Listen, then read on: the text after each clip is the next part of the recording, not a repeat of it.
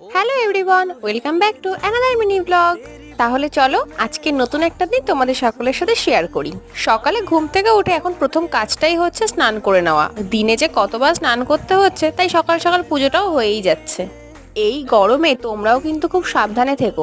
আমি তো ডেলি এই বোতলের 4 থেকে 5 বোতল জল খেয়েই যাচ্ছি, আর বোতলটার কালারটা এত মিষ্টি না, জল খাওয়ার এনার্জিটাও বেশ বেড়েই যাচ্ছে। তারপর মা নতুন একটা রান্না করবে বলে এই নারকেলগুলোকে রোদে দিতে বলেছিল। তোমরা তো এতক্ষণে আশা করি সেই ভিডিওটা দেখেই নিয়েছো। তারপর আর কি, হঠাৎ করে বাবা বললো বাবার সাথে একটু হাবড়ে যেতে হবে, তাই বেরিয়ে পড়লাম। যাওয়াতে কিন্তু বেশ ভালোই হয়েছে। এই দেখো, এই এক ব্যাগ ভর্তি আইসক্রিম নিয়ে দাঁড়িয়েছিল পলি, মানে আমার পিসির মেয়ে। আসলে ওদের না আইসক্রিমের কারখানা আছে, তাই যখনই শুনেছে ওদের ওখান দিয়ে আসবো, ব্যাস পার্সেল করে দিয়েছে।